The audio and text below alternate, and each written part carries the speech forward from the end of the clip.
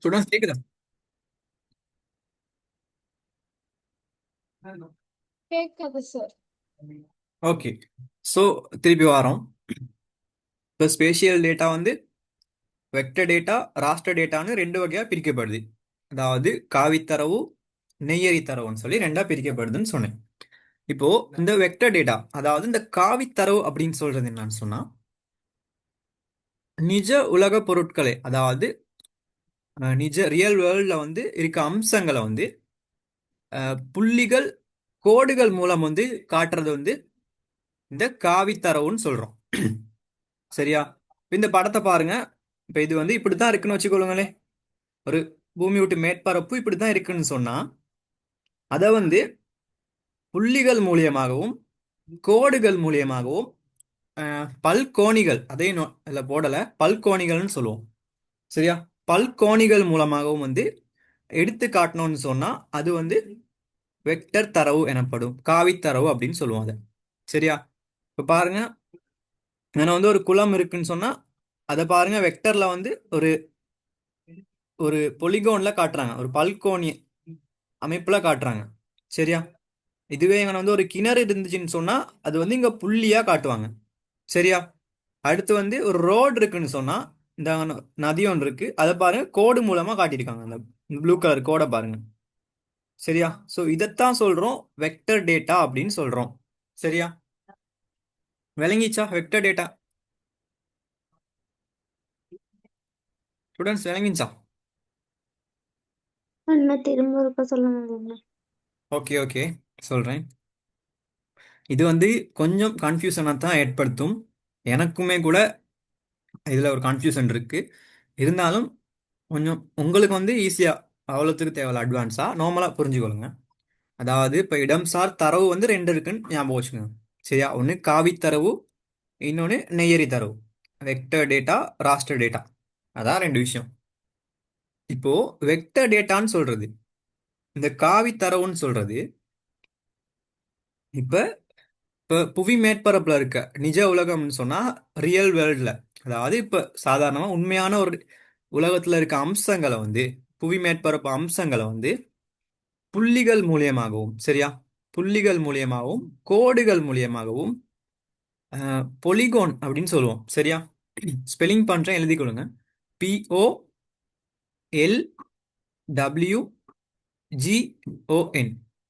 சரியா? Wait, type பண்றேன் students. பொலிகோன். சரியா? இதுதான் பொலிகோன். இதுக்கு வந்து பல்கோனின் அப்படிதான் தமிழ் ஒன்று வருது, சரியா என்னன்னு தெரியல. ஸோ புள்ளிகள் மூலியமாகவும் சரி, கோடுகள் மூலியமாகவும் சரி, இந்த பொலிகோன் மூலியமாக வந்து காட்டுனா, எடுத்து காட்டினா அதுதான் வந்து வெக்டர் டேட்டா. சரியா? காவி தரவு. இப்ப இது இந்த படத்தை பாருங்க. இந்த படம் வந்து ரியல் வேர்ல்டுன்னு போட்டிருக்கு, அதாவது உண்மையான ஒரு ஒரு ஒரு இடத்த வந்து காட்டுறாங்கன்னு வச்சுக்கோங்களேன். இப்ப அதை ஜிஐஎஸ்ல நம்ம காட்டுறோம்னு சொன்னா, புவியியல் தகவல் முறைமையில வெக்டர் டேட்டாவில் காட்டணும்னு சொன்னா பாருங்க, கோடு இந்த இது நதின்னு வச்சுக்கோங்களேன். ஒரு நதி ஓடுதுன்னு சொன்னா அந்த நதி வந்து கோடுகள்ல காட்டப்படுதுன்னா, கோடுகள்ல காட்டப்படுது. இந்த ஏரியா பாருங்க, லேக், குளம் ஒன்று இருக்கு. இந்த குளம் வந்து பாருங்க பொலிகோன்ல காட்டப்படுது, தான் பொலிகோன்னு சொல்லுவோம். அந்த ஏரியா அப்படியே எல்லையோட வரைஞ்சோம்னு சொன்னா அது பொலிகோன். ரைட், பொலிகோன். இப்போ இதுவே இங்கே ஒரு கிணறு ஒன்று இருந்துச்சுன்னு சொன்னா அது இங்கே வந்து ஒரு புள்ளியா காட்டப்படும், கிணறு அப்படின்னு சொல்லி. சரியா? இந்த பாருங்க, தரிசு நிலம்னு சொல்லி அதை ஒரு ஏரியாவா காட்டியிருக்காங்க, புல்நிலம்னு சொல்லி அதை ஒரு ஏரியாவா காட்டியிருக்காங்க. இப்படி ஒவ்வொரு இந்த புள்ளி, கோடு, அப்புறம் இந்த பொலிகோன், இதுகளில் வந்து காட்டணும்னு சொன்னா அதுதான் வந்து வெக்டர் தரவு. சரியா? இப்போ விளங்கிச்சா வெக்டர் தரவுன்னு என்னன்னு சொல்லி? அதாவது காவித்தரவு.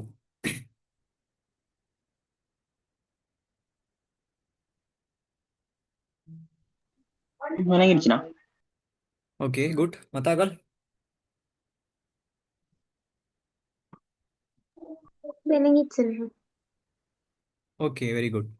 ஸோ மேலதிகமாக கொஞ்சம் வாசிங்க ஸ்டூடெண்ட்ஸ், இந்த வெக்டர் டேட்டா, ராஸ்டர் டேட்டா பற்றி ஒரு கிளியராக போங்க. சரியா? கன்ஃபியூஷன் இல்லாமல் கிளியராக போகணும் எக்ஸாமுக்கு. அடுத்து பார்ப்போம் இந்த ராஸ்டர் டேட்டா, நெய்யரி தரவு. சரியா? அதாவது இந்த ராஸ்டர் டேட்டான்னு சொல்றது வந்து இந்த முழு பகுதியையும் சரியா, அந்த முழு ஏரியாவையும் சிறிய சதுர வடிவ கட்டங்களாக, சரியா, பிக்சல் ஏனா இந்த பாருங்க, இதுல சின்ன சின்ன பெட்டி பெட்டியா போட்டிருக்காங்க ஏனா, சரியா, இப்படி பெட்டி பெட்டியா போட்டு காட்டினா அதுதான் வந்து ராஸ்டர் டேட்டா.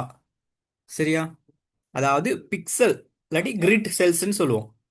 சரியா, சிறிய சதுர வடிவ கட்டங்களாக சின்ன சின்ன பெட்டி பெட்டியா பிரிச்சு இது என்ன செய்றோம், புள்ளி கோடு பொலிகோன்ல காட்டுறோம். சரியா, இங்க வந்து முழு பிரதேசத்தை என்ன செய்றோம், சின்ன சின்ன சின்ன சதுர கட்டங்களாக பிரித்து காட்டுறோம்.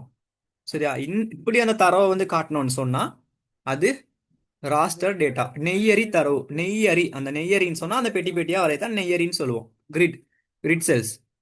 சரியா, அது வந்து நெய்யரி தரவு அப்படி காட்டணும்னு சொன்னா. இப்ப பாருங்க, இந்த பாருங்க, இந்த குளத்தை பாருங்க, பெட்டி பெட்டியா காட்டியிருக்காங்க. சரியா, அந்த நதி ஒன்று வருது, அதை பாருங்க, பெட்டி பெட்டியா காட்டியிருக்காங்க.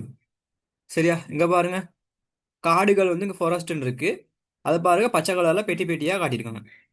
அப்படி சின்ன சின்ன சதுர கட்டங்களாக வந்து அந்த தரவு வந்து பிரித்து காட்டப்படுமாயின் அது வந்து ராஸ்டர் டேட்டா, அதாவது நெய்யரி தரவு அப்படின்னு சொல்லுவோம். ஸோ விளங்கிச்சா வெக்டர் டேட்டானா என்ன, ராஸ்டர் டேட்டானா என்னன்னு சொல்லி?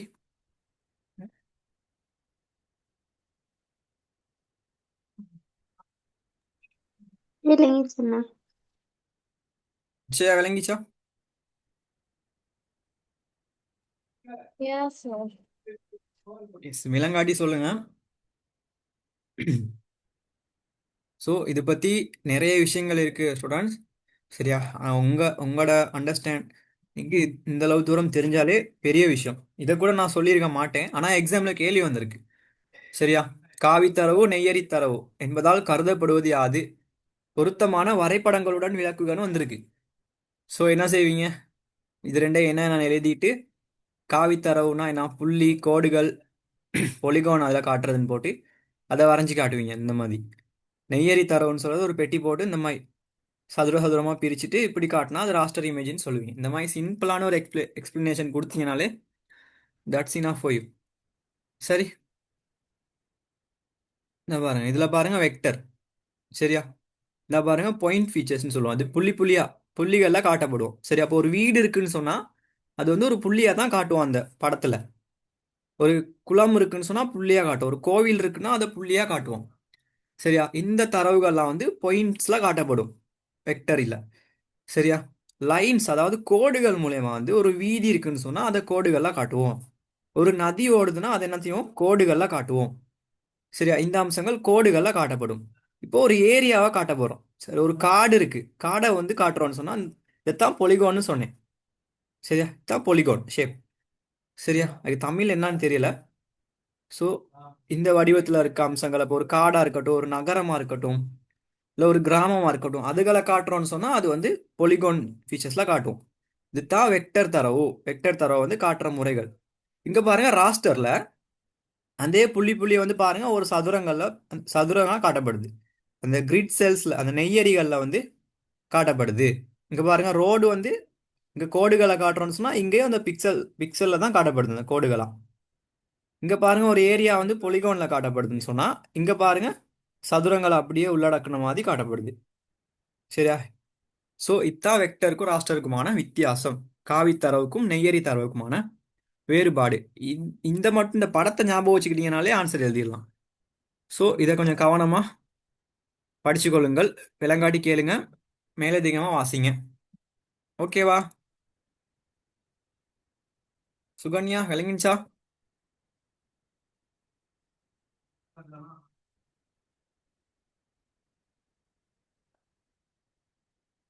ஓகே, அப்ப அடுத்து ஒரு விஷயத்துக்கு போறோம். நாலாவது இது என்ன பார்த்துட்டு இருக்கோம், அது ஞாபகம் இருக்கா? என்ன பார்த்துட்டு இருக்கோம் மறுபடி? இந்த ஜிஎஸ் முறைமை என்ன? ஜிஏஎஸ் முறைமையில என்ன பார்த்துட்டு இருக்கோம் இப்ப? இடன்சார் தரவு. அதாவது கூறுகள். எஸ், ஜிஏஎஸ் கூறுகள் பத்தி பார்த்துட்டு இருக்கோம். யாருக்காச்சும் தூக்கம் வருதா? அப்படி எது இருந்தா சொல்லிருங்க, விளங்காட்டி. ஜிஐஎஸ்னுடைய பிரதான கூறுகள் பத்தி பார்த்துட்டு இருக்கோம். சரியா, ஒன்னாவது வன்பொருள் பார்த்தோம், அடுத்து மென்பொருள் பார்த்தோம், தரவு பார்த்தோம். தரவுல தான் கொஞ்சம் டீட்டெயில்டா அதோட வகைகள் பத்தி பார்த்தோம். வெக்டர் ராஸ்டர் பார்த்தோம். இப்போ நாலாவது கூறு இந்த பயனர், பீப்பிள், பயனர் அப்படின்னு சொல்றோம். ஸோ இது வந்து சின்ன ஒரு விஷயம் தான். அதாவது பயனர்னு சொல்றது வந்து ஜிஐஎஸ்ஸை வந்து பயன்படுத்துறவங்க. சரியா?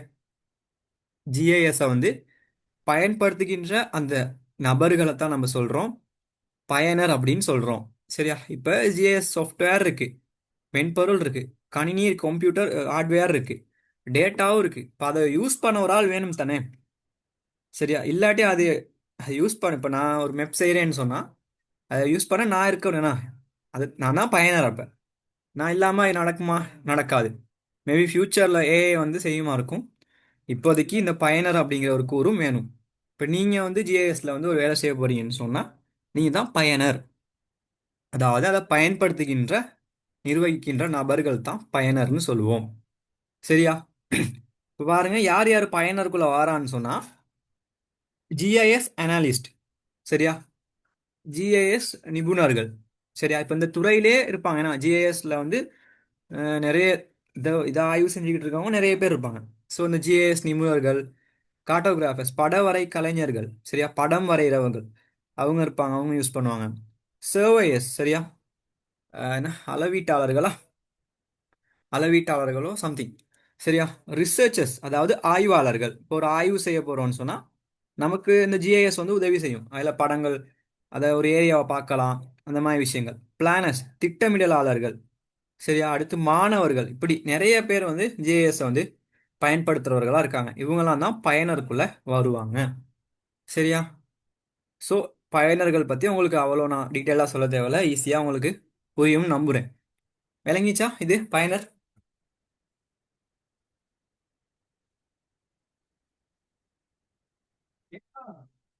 ஸ்டூடெண்ட்ஸ் விளங்கிச்சா?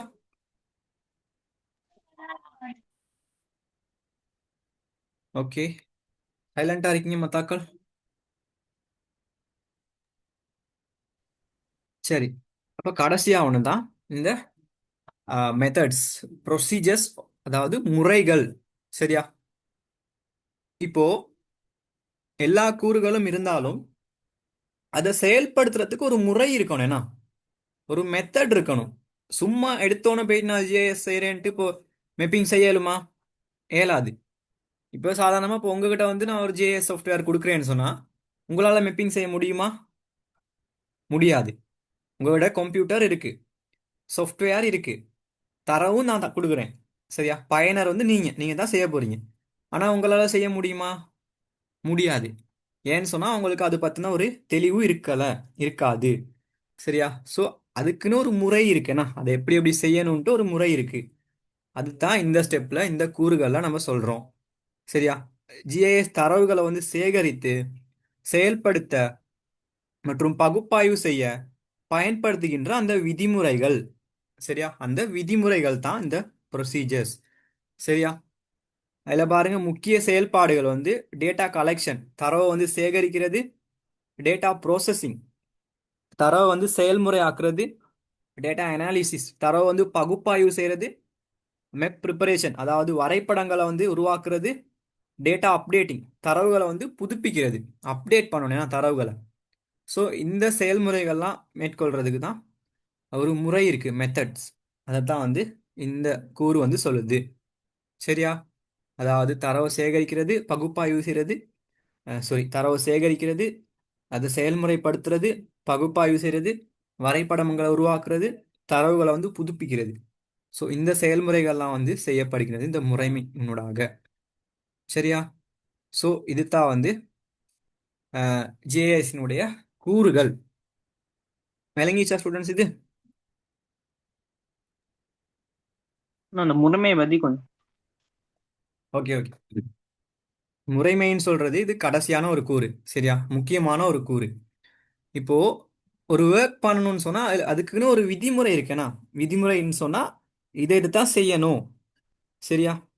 இப்போ இந்த சாஃப்ட்வேர் ஓப்பன் பண்றோம்னு வச்சுக்கோங்களேன். இப்போ இதில் வந்து ஒரு மெப் எட் பண்றோம். சரியா? இப்போ ஸ்ரீலங்கா இமேஜ் இருக்கு. ஈஸியாக என்ன செய்வோம்?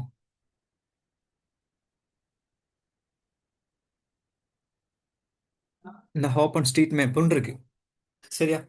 இப்போ நான் இதில் வந்து ஒரு ஒரு ஒர்க் பண்ணுறேன், வெயிட் பண்ணுங்க ஒரு நிமிஷம். இப்போ இதில் வந்து எல்லா ரோடும் வந்து தெரியுது ஸ்டூடெண்ட், சரியா? ஸ்ரீலங்காவில் இருக்க ஒட்டுமொத்த ரோடையும் வந்து நான் பார்க்க முடியுது என்னால், சரியா? மெயின் ரோடு எது, சப் ரோடு எது, அதெல்லாம் என்னால் பார்க்க முடியும், ஹைவேஸ் எது அப்படின்னு சொல்லி. ஸோ இப்போ நான் இதை எப்படி செஞ்சேன்னு சொன்னால், இதில் ஒரு ஆப்ஷன் இருக்கு. இது ஒரு சின்ன சின்ன ஒரு வேலை, சரியா? அதுக்கு போயிட்டு நான் அதை கொடுத்த உடனே அது காட்டுது அதுவா, சரியா? இப்போ இதை வந்து இது வந்து ஒரு முறை, இந்த முறையில் போய் நான் செஞ்சேன், சரியா? இதை வந்து இப்போ தெரியாத ஒரு ஆள் வந்து செய்யலுமா? இது ஒரு சின்ன வேலை, ஒரு ஒரு சாதாரண ஒரு வேலை. ஆனால் உங்கள்கிட்ட இது கொடுத்தா வந்து இது உங்களுக்கு செய்ய முடியாது. ஏன்னு சொன்னால் இது வந்து உங்களுக்கு தெரியாமல் இருக்கும் மேபி, சரியா? ஸோ அதைத்தான் இங்கே சொல்ல வரேன். என்னன்னு சொன்னால் அதை வந்து செயல்படுத்துறதுக்குன்னு ஒரு விதிமுறைகள் வந்து இருக்கு, சரியா? தரவுகளை சேகரிக்கிறதுக்காக இருக்கட்டும், செயல்படுத்துறதா இருக்கட்டும், பகுப்பாய்வு செய்யறதுக்காக இருக்கட்டும், இதுக்கெல்லாம் பயன்படுத்துகிற அந்த விதிமுறைகளை தான் வந்து முறைகள் அப்படின்னு சொல்கிறோம். மெத்தட்ஸ், என்னென்ன மெத்தட்ஸை பயன்படுத்தி இதை நம்ம செய்ய போகிறோம் அதைத்தான் சொல்கிறோம், சரியா? அதில் முக்கிய செயல்முறைகள் என்னென்னு சொன்னாங்க. ஒன்று தரவை வந்து சேகரிக்கிறது, தரவை வந்து செயல்முறைப்படுத்துறது, தரவை வந்து பகுப்பாய்வு செய்யறது, வரைபடங்கள் வந்து உருவாக்குறது, தரவை வந்து புதுப்பிக்கிறது, சரியா? இந்த செயல்முறைகளை வந்து இந்த முறைமைகள்ல நம்ம செய்கிறோம், சரியா? விளங்குதா? விளங்கிச்சா இப்ப? அது புரிஞ்சுண்ணா. ஓகே, மத்தாக்கள்?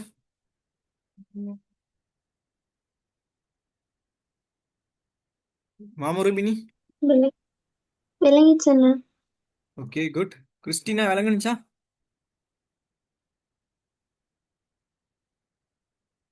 கிறிஸ்டினா?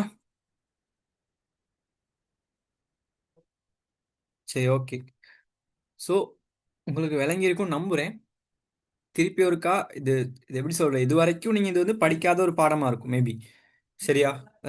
மோர் சயின்ஸ் சயின்ஸ் சயின்ஸ் தான் இது. ஜேஎஸ் இஸ் சயின்ஸ், சரியா? Scientific study.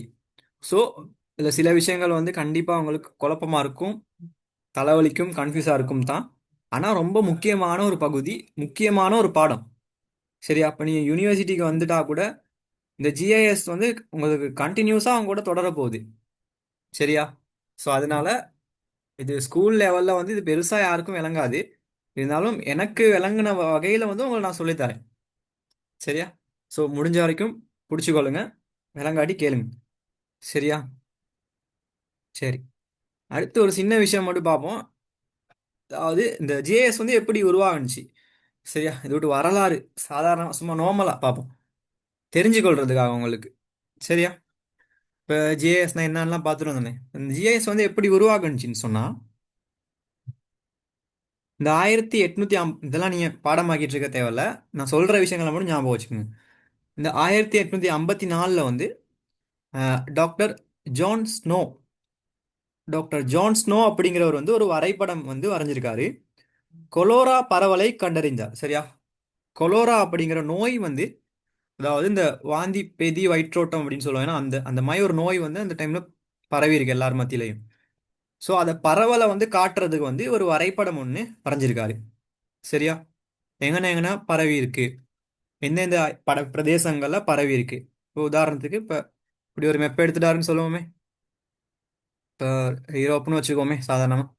இப்போ எங்க இத்தாலியில் அதிகமாக பரவி இருக்கா, சரி? அப்படி இந்த இத்தாலியில் இந்த ஏரியாவில் அதிகமாக பரவி இருக்கா, எங்கன்னா பரவி இருக்கா, இப்படி வந்து ஒரு வரைபடம் மூலமாக வந்து காட்டியிருக்காரு அந்த விஷயத்த, சரியா?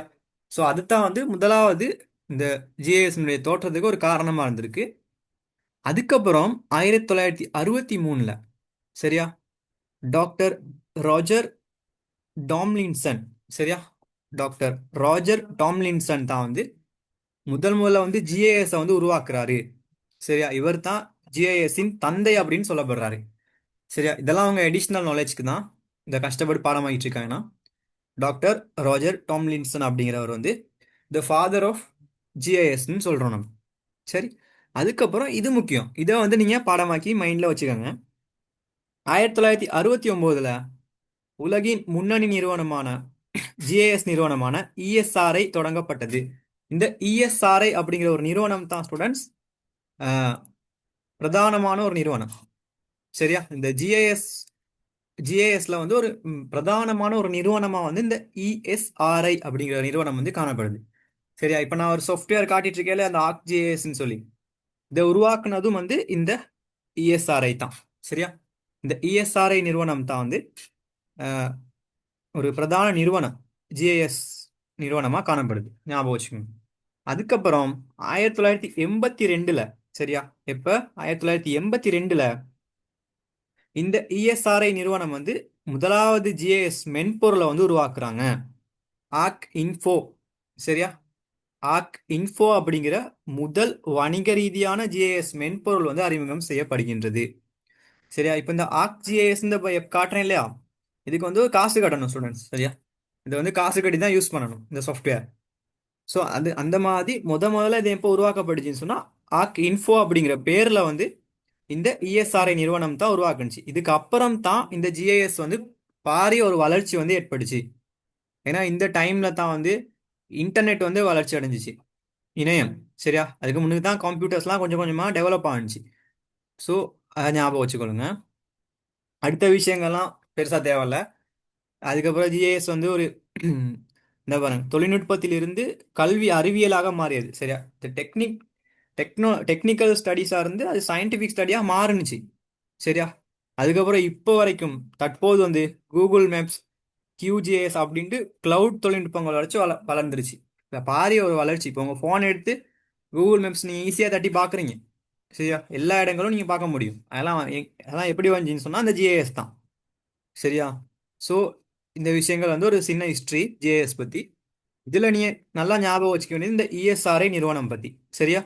இஎஸ்ஆர்ஐ நிறுவனம் தான் முதல்ல வந்து ஜிஏஎஸ் மென்பொருளை வந்து அறிமுகம் செய்கின்றது 1982ல் ஆர்க் இன்ஃபோ. இப்போ முதல்ல ஜிஏஎஸ் கூறுகளை சொன்ன தெரியுமா மென்பொருள் பற்றி. அப்போ அந்த மென்பொருள் சார்ந்த விஷயங்களை நீ இதையே எட் பண்ணலாம் உங்களுக்கு தேவைப்பட்டான். சரியா? முதலாக இஎஸ்ஆர்ஐ நிறுவனத்தினால் ஆர்க் இன்ஃபோ என்கின்ற முதல் மென்பொருள் வந்து அறிமுகம் செய்யப்பட்டது 1982ல். இப்படி வந்து நீங்கள் சொல்லக்கூடியதாக இருக்கும். சரியா? ஸோ இது வரைக்கும் விளங்கிச்சா ஸ்டூடெண்ட் படித்த விஷயங்கள்?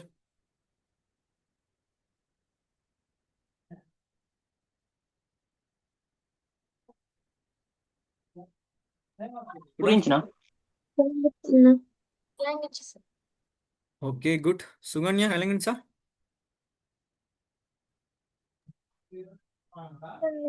அண்ணா அந்த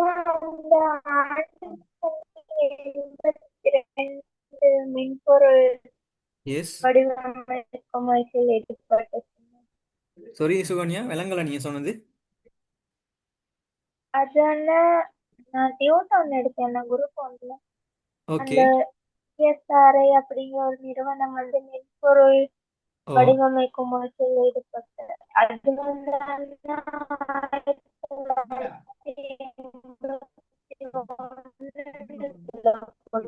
81ன்னு இருந்துச்சா?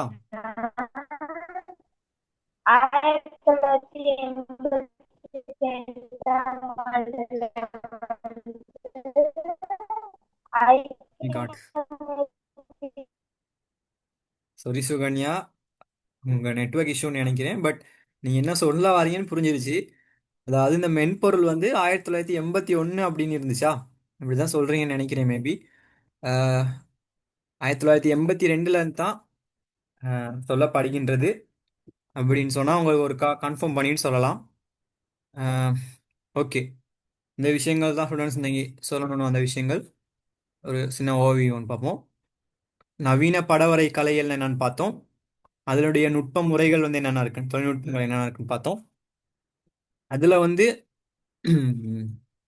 ஜிஏஎஸ் பத்தி பார்த்தோம். ஜிஏஎஸ்னா என்ன, அதுக்கான வரைவிலக்கணம் என்ன, அடுத்து அதனுடைய கூறுகள் என்னன்னா பிரதான கூறுகள், அதுக்கப்புறம் அவை ஒவ்வொன்றும் பத்தி அஹ், கொஞ்சம் ஷார்ட்டா டீட்டெயில்டாக கொஞ்சம் பார்த்தோம். தரவு பத்தி கொஞ்சம் டீட்டெயில்டாக பார்த்தோம். ஒன்று ஸ்பேஷியல் இடம்சார் தரவு, இடம் சாரா தரவு, இல்லாட்டி பண்பு தரவு. அடுத்து அந்த இடம்சார் தரவு வந்து காவித்தரவு, நெய்யரி தரவுன்னு சொல்லி அது ரெண்டா பார்த்தோம். அடுத்து அது சின்ன ஷார்ட் ஹிஸ்ட்ரி ஒன்று, அதாவது ஜேஎஸ்னுடைய உருவாக்கம் பற்றி ஒரு சின்ன அறிமுகம் ஒன்று பார்த்தோம். சரியா? ஸோ இந்த விஷயங்கள் தான் நீ பார்த்தோம். அடுத்து ஒரே ஒரு விஷயம் வந்து ஜேஎஸ்னுடைய பயன்பாடுகள் அல்லது பிரயோகங்கள், அதை பற்றி பார்க்க போகிறோம். அது அடுத்த கிளாஸில் பார்ப்போம். ஓகே ஸ்டூடெண்ட்ஸ், எதுவும் டவுட் இருந்தால் கேளுங்க, இல்லாட்டி கிளாஸ் முடிப்போம். ஓகேவா? எதுவும் டவுட் எதுவும் இருக்கா?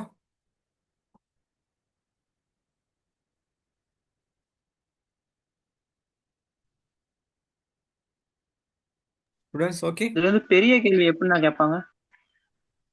பெரிய கேள்வி. ஜிஎஸ்ல இருந்து. எஸ். புவியியல் தகவல் முறைமை என்பதால் கருதப்படுவது யாது? அது ஒரு கேள்வி. சரி, அடுத்து புவியியல் தகவல் முறைமையின் கூறுகள் குறிப்பிடுக, கூறுகளை குறிப்பிடுக. அது 4 கேட்கலாம், இல்லை 5 கேட்கலாம், எனிதிங். இல்லாட்டி புவியியல் தகவல் முறைமையின் பிரதான கூறுகளை குறிப்பிட்டு சுருக்கமாக ஆராய்க. சரி, அது ஒரு கேள்வி. சரியா? அப்படி இல்லாட்டி ஜிஐஎஸ்ஸின் பயன்பாடுகள் 3னை குறிப்பிட்டு ஆராய்க. ஜிஐஎஸ்ஸின் பயன்பாடுகள் 3னை குறிப்பிட்டு ஆராய்க. இப்படி ஒரு கேள்வி. சரி, இவ்வளோ தான் கேள்வி வரும். சரி சரி. ஓகே, அதுக்கப்புறம் நம்ம படிக்க போகிறோம்ல ஜிபிஎஸ், ரிமோட் சென்சிங் சொல்லி, அதுகளை வந்து கனெக்ட் பண்ணி ஏதாச்சும் ஒரு கேள்வியும் கேட்கலாம். அது நான் படிச்சுன்னு நான் சொல்லுவேன், படிச்சு கொடுத்துட்டு. ஓகேவா ஸ்டூடெண்ட்ஸ்? விளங்கிச்சா? மாமா ரூபினி, கிளியர்? ஓ விளங்கிச்சுண்ணா. ஓகே ஸ்டூடெண்ட், இந்த பாடம் திருப்பி ஒருக்கா வாசிச்சு படிச்சுக்கோங்க, அப்போ தான் ஞாபகத்தில் நிற்கும், இல்லாட்டி மறந்து போயிடும். ஓகே ஸ்டூடெண்ட்ஸ், அப்படின்னா கிளாஸ் கட் பண்ணுவோம். Thank you students, bye, good night. Thank you sir, good night. பாய்ண்ணா. Bye, good night. Thank you, good night.